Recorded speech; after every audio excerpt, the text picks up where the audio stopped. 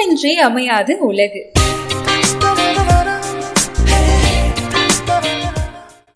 வணக்கம் இணையக்கூடிய நண்பர்களே, நான் Gajalakshmi, nutritionist and yoga trainer. எல்லாரும் எல்லா வீடியோலையும் மாற்றி மாற்றி வெஜிடபிள்ஸ் சாப்பிடுங்க, அந்த காய் சாப்பிடுங்க, இந்த காய் சாப்பிட்டா வெயிட் குறையும், அப்படி இப்படின்னு சொல்கிறாங்க. ஓகே, காய்கறி வாங்குகிறோம், ஆனால் அதை சரியான முறையில் சமைச்சு சாப்பிட்றோமா? அதில் இருக்க சத்துக்கள் நம்ம முழுமையாக பயன்படுத்திக்கிறோமா? இல்லை அதையே நாம் விஷமாக மாற்றி சாப்பிட்றோமா? இந்த மாதிரி பல கேள்விகளுக்கு இந்த வீடியோ உங்களுக்கு பதில் அளிக்கும். நம்ம காய்கறிகள் வாங்கும்போது நாம் கவனிக்க வேண்டியது சில விஷயங்கள் மட்டும்தான். ஒன்று, அது சீசனலாக இருக்கும், அது அந்தந்த சீசனுக்கு விளையிற காய்கறியாகவும் பழங்களாகவும் இருக்கணும். ரெண்டாவது, அது லோக்கலி அவைலபிளாக இருக்கணும். ஃபாரின்லேருந்து இம்போர்ட் பண்ணுற மாதிரியான விஷயங்கள்லாம் நம்மளுக்கு தேவையே இல்லைங்க.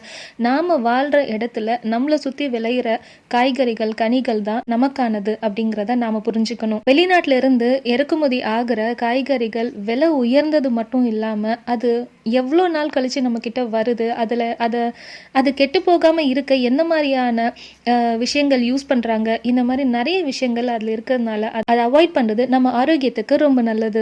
எந்த காய்கறிகள் வாங்கியிருந்தாலும் அதை சமைக்கிறதுக்கு 20 நிமிஷம் முன்னாடி நல்ல தண்ணியில் ஊற போட்டுருங்க. இது அதில் இருக்க கெமிக்கலை ஓரளவுக்கு வாஷ் பண்ணி அனுப்புறதுக்கு யூஸ் ஆகும். இல்லை நம்ம அப்படியே சமைச்சு சாப்பிட்றோம், இன்ஸ்டண்ட்டாக சும்மா டேப் வாட்டரில் வாஷ் பண்ணி சாப்பிட்றோன்னா அதில் இருக்க கெமிக்கல் நம்மளோட ஒவ்வொரு செல்லில் இருக்க ஃபேட்டில் போய் ஸ்டோர் ஆகிடும்.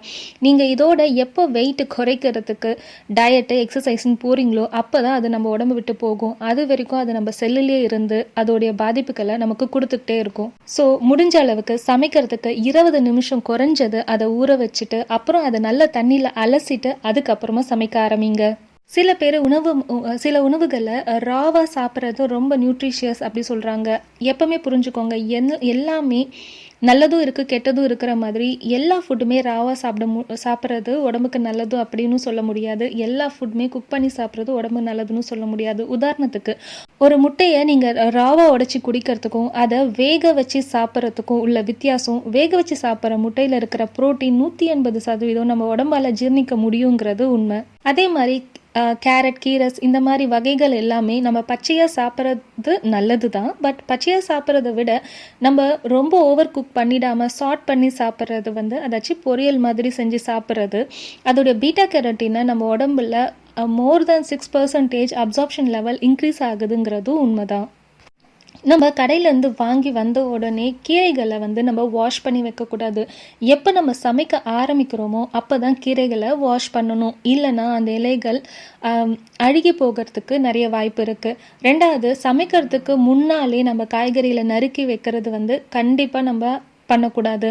ஏன்னா அதில் இருக்கிற நியூட்ரியன்ஸ்லாம் ஆக்சிடைஸ் பண்ணுறதுக்கு நம்ம கட் பண்ண அந்த நிமிஷத்துலேருந்து ஸ்டார்ட் ஆகிடும்.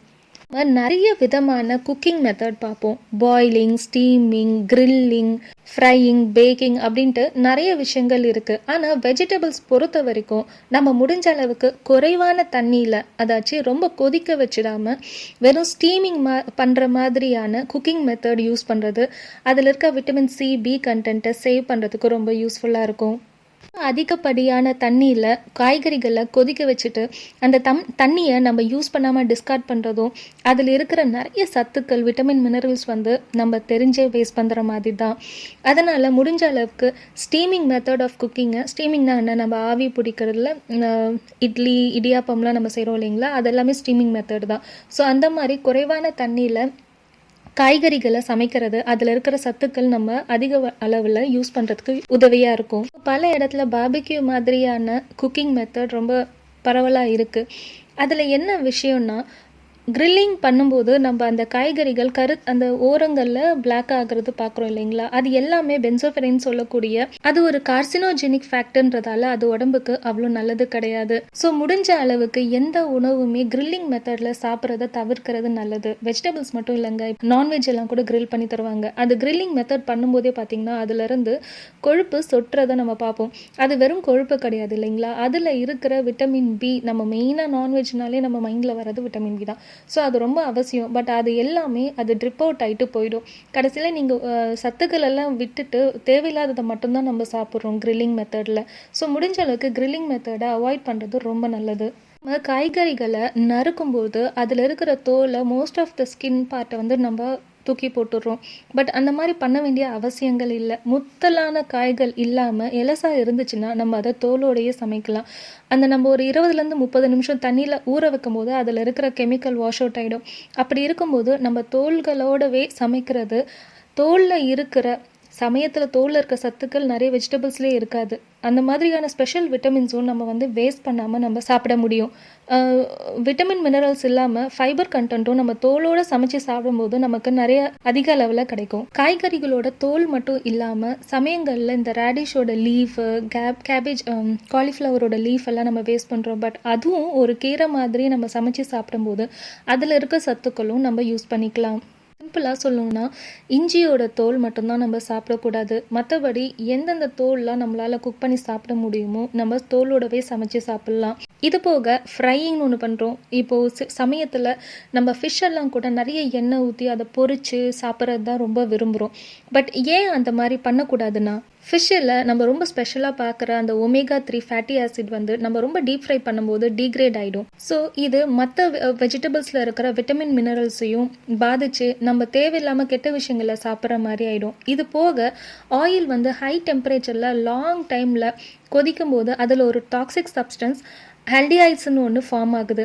இது அகெயின் கேன்சர் காசிங் தாங்க.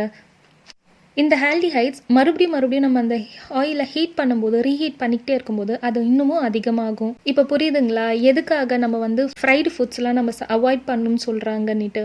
ஆனால் இதே ஃபிஷ்ஷை நம்ம கிரேவியாக எடுத்துக்கும் போது, இல்லை இதே நம்ம வெஜிடபிள்ஸை ஸ்டீம் பண்ணி சாப்பிடும்போது அதர் விட்டமின் மினரல்ஸ் எல்லாமே நம்மளுக்கு டீக்ரேட் ஆகாமல் அது நம்ம அழகாக கன்சியூம் பண்ணுற ஒரு தன்மையில் இருக்கும். இந்த அளவுக்கு காய்கறிகளை ரொம்ப நேரம், காய்கறி மட்டும் இல்லைங்க, எந்த உணவுப் பொருளுமே அதிக நேரத்தில் நம்ம குக் பண்ணாமல் மீடியம் ஹீட்டில் கம்மியான நேரத்தில் குக் பண்ணி சாப்பிட்றது ரொம்ப நல்லது. ஸோ முடிஞ்ச அளவுக்கு தோலையும் வேஸ்ட் பண்ணாதீங்க. சீசனல் ஃப்ரூட்ஸ் அண்ட் வெஜிடபிள்ஸ் வாங்குங்க. ரொம்ப நேரமாக ஹை ஃப்ளேமில் குக் பண்ணால் அதில் இருக்க நியூட்ரியன்ஸ்லாம் டீக்ரேட் ஆகும். ஸோ முடிஞ்ச அளவுக்கு கம்மியான நேரத்தில் கம்மியான தண்ணியில் குக் பண்ணி சாப்பிடுங்க. ஃப்ரையிங் விட சாட்டிங் ரொம்ப நல்லது. இந்த மாதிரி சின்ன சின்ன சேஞ்சஸ்லாம் பண்ணும்போது நம்ம வாங்கின காய்கறியில் இருக்க மொத்த சத்துக்களும் நம்ம முழுமையாக பயன்படுத்திக்கிற தன்மையில் அது இருக்கும். சமைச்ச காய்கறிகளை அதே நாள் சாப்பிடுங்க. மறுநாள் சாப்பிட்றது நிஜமாக அது உங்களுக்கு பயனளிக்காது. காய்கறிகளை பச்சையாக சாப்பிட்றது நல்லதான். ஆனால் சிலதை சமைச்சு சாப்பிடும்போது அதில் இருக்கிற ஆன்டி ஆக்சிடென்ட் கண்டென்ட் உங்களுக்கு நிறையவே கிடைக்கும். சமைச்சு சாப்பிடும்போது அதில் இருக்கிற பாக்டீரியாக்கள் அழிக்கப்படுறதுனால, முக்கியமாக எக்கு, மீட்டு, டெய்ரி ப்ராடக்ட்ஸ் மாதிரியான விஷயங்களில் இருக்கிற பாக்டீரியாக்கள் அழிக்கப்படுறதுனால நம்ம சேஃபாக இருக்கலாம். அதே மாதிரி பர்டிகுலர் காய் மட்டும் சாப்பிடாம எல்லா வகையான காய்களும் சாப்பிடுங்க. கலர் வெரைட்டிலையும் சரி, இல்லை சீசன் வெரைட்டிலையும் சரி, எல்லா வெரைட்டியும், நீர் காய்கறிகள், ரூட்ஸ், டியூபர்ஸ் அப்படின்னு எல்லா காய்கறியும் உங்கள் டயட்டில் இருக்கிற மாதிரி பார்த்துக்கிறது நல்லது. ஓகே, இந்த பொங்கலுக்கு ஹாப்பியாக நிறைய காய்கறிகள் செஞ்சு சாப்பிட்டு சந்தோஷமாக கொண்டாடுங்க. இன்னைக்கு நம்ம பேசின டாப்பிக்கில் உங்களுக்கு என்ன டவுட்டாக இருந்தாலும் கமெண்ட்டில் லீவ் பண்ணுங்க. இந்த வீடியோ உங்களுக்கு பிடிச்சிருந்தா லைக் பண்ணுங்க, கமெண்ட் பண்ணுங்க, ஷேர் பண்ணுங்க. இணைய கொடி சேனலுக்கு சப்ஸ்கிரைப் பண்ணுங்க. மறக்காம பெல் ஐகான் கிளிக் பண்ணுங்க.